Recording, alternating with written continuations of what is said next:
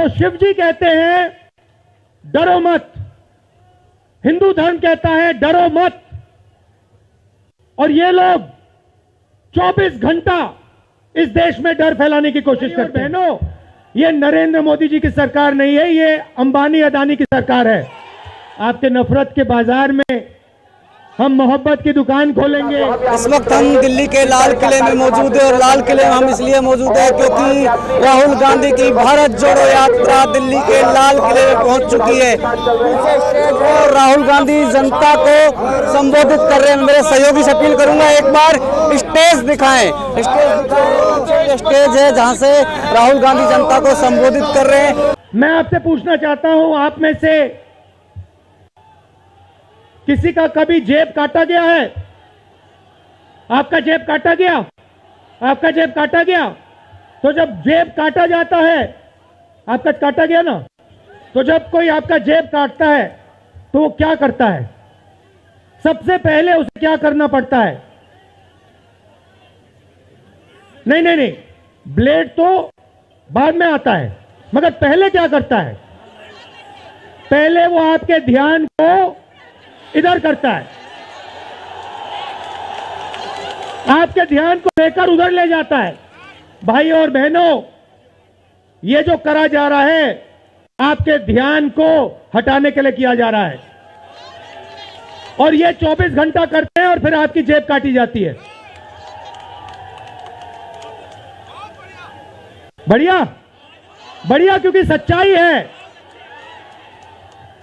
24 घंटा हिंदू मुस्लिम हिंदू मुस्लिम हिंदू मुस्लिम, और फिर जो भी आपका पैसा है, किसानों का, मजदूरों का, आपके एयरपोर्ट, आपके पोर्ट, आपकी सड़कें,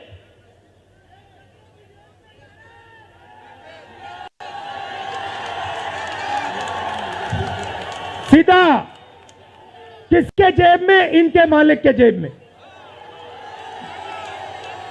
इनको कौन चलाते हैं? नाम बताओ। देखो, सब जानते हैं, पूरा हिंदुस्तान जानता है। भाई और बहनों, ये नरेंद्र मोदी जी की सरकार नहीं है, ये अंबानी अदानी की सरकार है। ये सच्चाई है, और ये पूरा लक्ष्य इनका आपके ध्यान को इधर से उधर, उधर से इधर करने का है। मैं 2800 किलोमीटर चला हूं, 2800, मुझे कहीं नफरत नहीं दिखी, कहीं हिंसा नहीं दिखी, कहीं मारपीट नहीं दिखी। मगर जब मैं इनका टेलीविजन खोलता हूं, 24 घंटे मुझे मारपीट, हिंसा, नफरत दिखाई देती है। क्यों? क्योंकि ये आपका ध्यान इधर से उधर ले जाना चाहते हैं। जो सच्चे मुद्दे हैं उस पे आपका ध्यान गलती से ना चला जाए। जैसे जब कोई आपकी जेब काटता है, वो चाहता है कि आपका ध्यान आपके जेब पे गलती से भी ना चला जाए। ये हो रहा है इस देश में। तो आपका ध्यान कहां जाना चाहिए? मैं आपको बताता हूं। सबसे पहले आपका ध्यान जो हिंदुस्तान के युवा हैं उनकी ओर जाना चाहिए। आप किसी भी युवा से पूछ लीजिए, वो आपको बताएगा, मैंने इंजीनियरिंग की, मैं डॉक्टर बनने के लिए पढ़ा, मैंने आईएएस के लिए तैयारी की, मैं जज बनने की कोशिश कर रहा था। पूछो क्या किया? पढ़ाई की, कितने साल की? स्कूल, कॉलेज, यूनिवर्सिटी सब पढ़ लिए, और फिर क्या हुआ? आज क्या करते हो? मजदूरी करता हूं, पकौड़े बनाता हूं।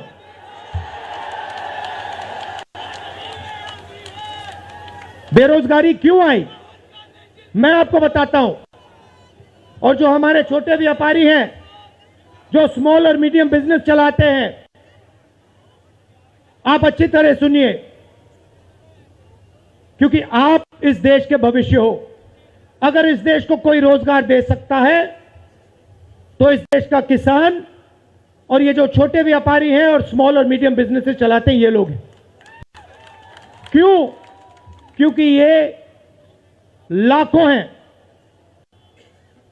ये लाखों में हैं, और कोई 100 लोगों को रोजगार देता है, कोई 500 को देता है, कोई 1000 को देता है, कोई 25 को देता है, कोई 35 को देता है, और ये लोग देश को रोजगार देते हैं।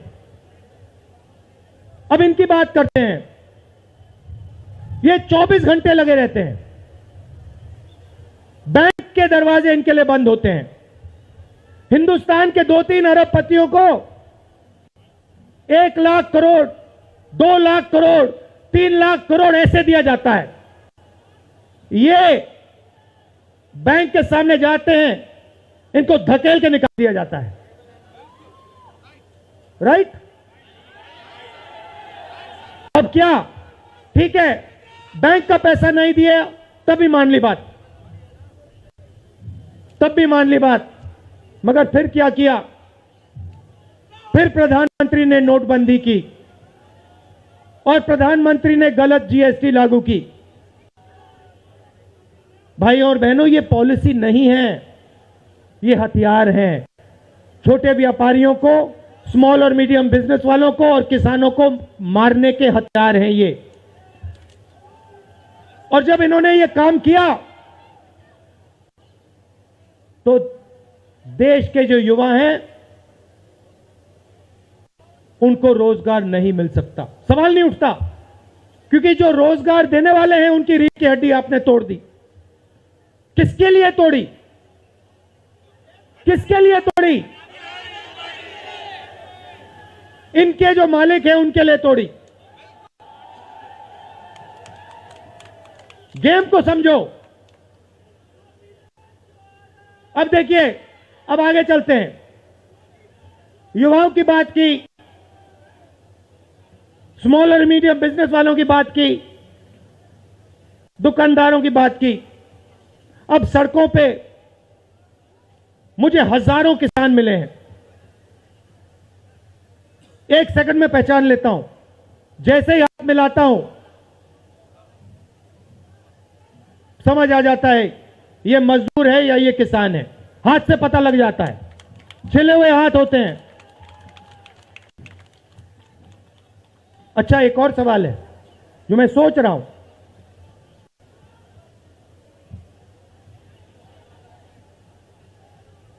प्रेस वाले ने मुझे पूछा क्या आपको ठंड नहीं लगती? और मैंने सोचा ये मुझसे पूछ रहे हैं, ये हिंदुस्तान के किसान से क्यों नहीं पूछते? ये हिंदुस्तान के मजदूर से क्यों नहीं पूछते? ये हिंदुस्तान के गरीब बच्चों से क्यों नहीं पूछते? फिर कहते देखो 2800 किलोमीटर चल लिए, कोई बड़ी बात नहीं है। पूरा हिंदुस्तान चलता है, जिंदगी भर चलता है। किसान चलता है, मजदूर चलता है, फैक्ट्री में जो काम करते हैं वो चलते हैं। तो हमने ये कोई बड़ा काम नहीं किया भाइयों और बहनें, पूरा हिंदुस्तान करता है, रोज करता है। हम 2800 किलोमीटर चलते हैं, किसान शायद जिंदगी में 10,000, 15,000, 20,000 चल लेता है।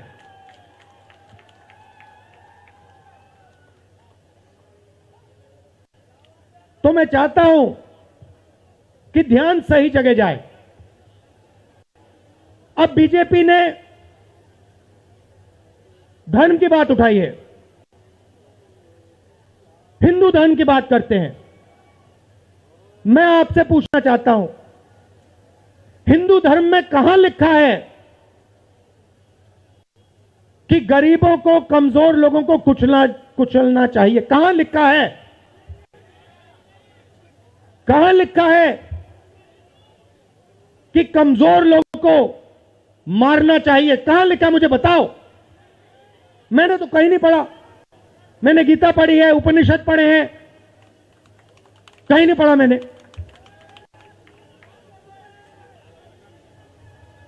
आपने पढ़ा कहीं? गले लगाने की बात होती है।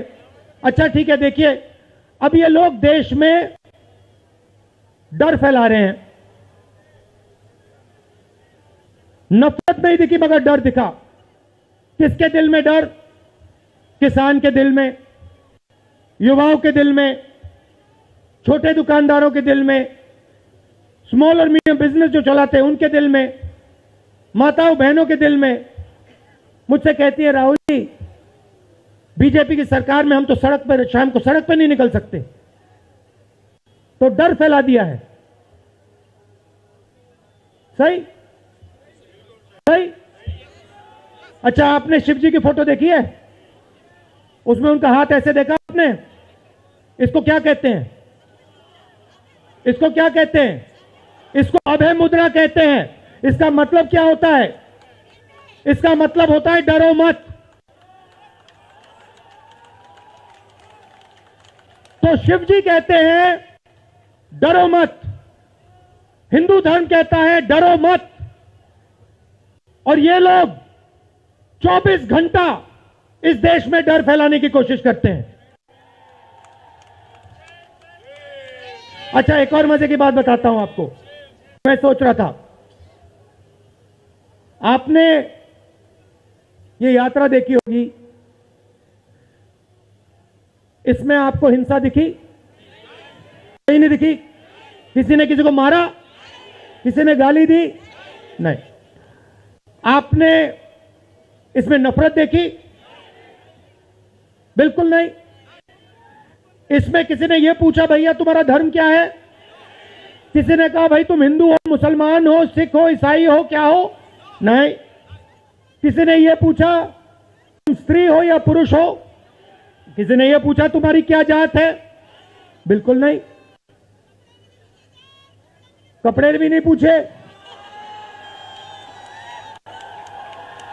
कपड़े भी नहीं पूछे।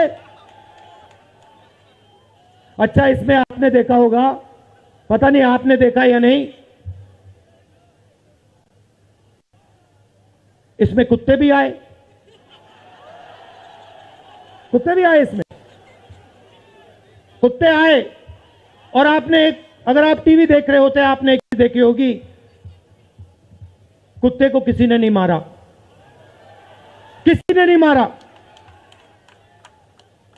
इसमें गाय भी आई, भैंस भी आए, सुअर भी आए, मैंने देखा। वो तो सब जानवर आए, सब लोग आए, और यहां पे कोई नफरत नहीं थी। जैसा हमारा हिंदुस्तान है वैसे ही ये यात्रा है। कोई नफरत नहीं, कोई हिंसा नहीं, कोई गलत सवाल नहीं। कभी कभी कोई गिर जाता, जैसे हमारे हरियाणा के पीसीसी गिरे, धड़ाम से गिरे, केरला के सब नेता गिर गए, 1 सेकंड में लोग उनको उठा लेते थे। 1 सेकंड में, टाइम नहीं लगता था। यह है हिंदुस्तान। नहीं, देखिए, मैं आपको एक बात बताता हूं, सच्चाई समझनी होगी। सच्चाई यह है कि जैसे इन पर लगाम लगी हुई है, वैसे हिंदुस्तान के प्रधानमंत्री पे भी लगाम लगी हुई है।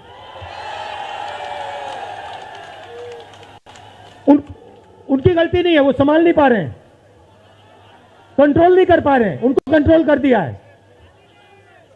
नहीं, मैं सच बोल रहा हूं, मैं सच बोल रहा हूं। क्योंकि आप देखिए, एयरपोर्ट भी उनके, पोर्ट भी उनके, एग्रीकल्चर के स्टोरेज डिपो भी उनके, और क्या उनका, हाँ, लाल किला भी उनका,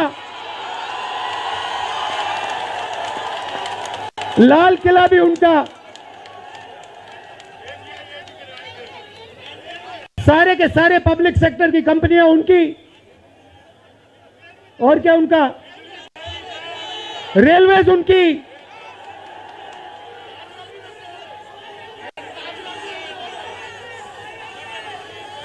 अभी भाइयों और बहनों, ताजमहल भी चला जाएगा,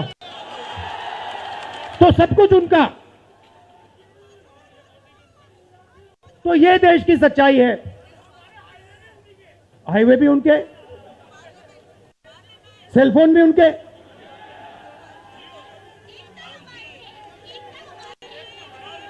मगर सच्चाई हमारी, आप देखिए, मैं आपको बताता हूं, आपको मैं बताता हूं, अपनी कहानी बताता हूं। जब मैं राजनीति में आया, 2004 में आया, हमारी सरकार थी, चुनाव जीते थे, और ये प्रेस वाले 24 घंटा मेरी प्रशंसा करते थे। 24 घंटा, 24 घंटा राहुल गांधी, राहुल गांधी, राहुल गांधी, राहुल गांधी। फिर मैंने क्या किया, मैं चला गया भट्टा परसोल। नहीं सुनो, आपको समझना है ये है क्या। मैं भट्टा परसोल गया और मैंने किसानों का जो जमीन का मामला है उसको छेड़ दिया। और भाई और बहनों, जैसे ही मैंने किसानों का जमीन का मामला छेड़ा, वैसे ही ये मेरे पीछे पड़ गए। उसके बाद जमीन अधिकरण बिल, भट्टा परसोल के बाद जमीन अधिकरण बिल लाया, कांग्रेस की सरकार लाई। उसके बाद तो पूरा फुल टाइम 24 घंटा मेरे पीछे पड़ गए। प्रधानमंत्री जी ने, बीजेपी ने, मैं आपको सच्चाई के बारे में बताना चाह रहा हूं, प्रधानमंत्री ने, बीजेपी ने हजारों करोड़ रुपए लगा दिए मेरी छवि को खराब करने में। हजारों करोड़ रुपए। और आपने देखा होगा, मैंने एक शब्द नहीं बोला, बिल्कुल चुप, बिल्कुल चुप। मैंने एक शब्द नहीं बोला। मैंने ये नहीं बोला भैया ये गलत बोल रहे हैं, ये ठीक नहीं है ना, मैं बिल्कुल चुप, चुप। क्योंकि मैंने कहा चलो देखता हूं कितना दम है, और लगाया। पूरी की पूरी मीडिया लग गई, व्हाट्सएप पे लगाया, फेसबुक पे लगाया, सब जगह 24 घंटा राहुल गांधी के बारे में। कुछ नहीं बोला मैंने, पूरे देश में फैला दिया। और फिर एक महीने मैंने आपको सच्चाई दिखा दी, और पूरा पूरा खत्म। देखो सच्चाई कैसे काम करती है। सच्चाई को छुपाया नहीं जा सकता है, कहीं ना कहीं से सच्चाई बाहर आ जाती है। और ये यात्रा हिंदुस्तान को जोड़ने की है। क्यों? क्योंकि इस नफरत से, इस डर से हमारे प्यारे देश को नुकसान हो रहा है।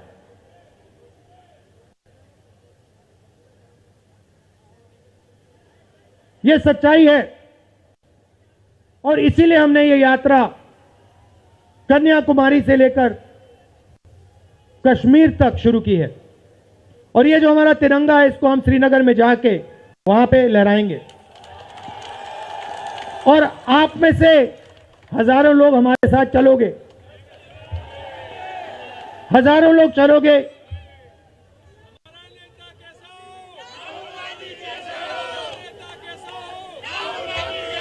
तो भाई और बहनों, देखिए, सच्चा मुकाबला दुनिया में, सच्चा मुकाबला चाइना और हिंदुस्तान के बीच में है। ठीक है, चाइना ने 2000 स्क्वायर किलोमीटर हमारी जमीन ले ली है। प्रधानमंत्री जी कहते हैं कि हमारे बॉर्डर के अंदर कोई नहीं आया। तो भैया प्रधानमंत्री जी, अगर कोई नहीं आया तो हमारी सेना उनकी सेना के साथ 21 बार क्यों बात कर रही है? और हमारे जो सेना के लोग हैं, हमारे डिफेंस फोर्सेस के लोग हैं, वो क्यों कह रहे हैं कि चाइना ने हमारी जमीन ले ली है? मगर देखिए, कंपटीशन आर्थिक है, मुकाबला आर्थिक है। ये आपके जो सेलफोन है, ये आपके जो शर्ट है, जूते हैं, इसके पीछे आप देखिए, प्रेस वालों के जो कैमरा है इसके पीछे देखिए, उसके पीछे आपको लिखा दिखेगा मेड इन चाइना।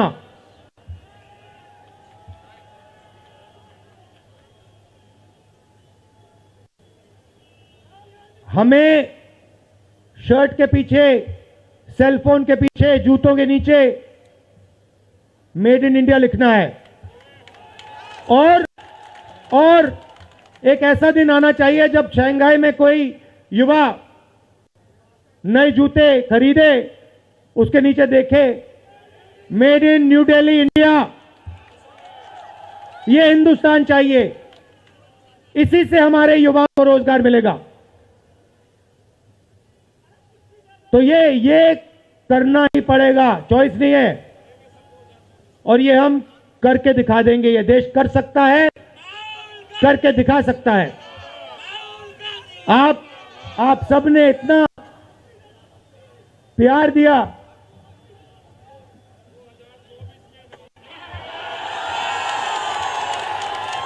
आपने इतना प्यार दिया। मैंने भाषण में राजस्थान में कहा था, आपके नफरत के बाजार में हम मोहब्बत की दुकान खोलेंगे। आपने लाखों दुकानें खोल दी हैं। आप सबका दिल से बहुत बहुत धन्यवाद। नमस्कार, जय हिंद।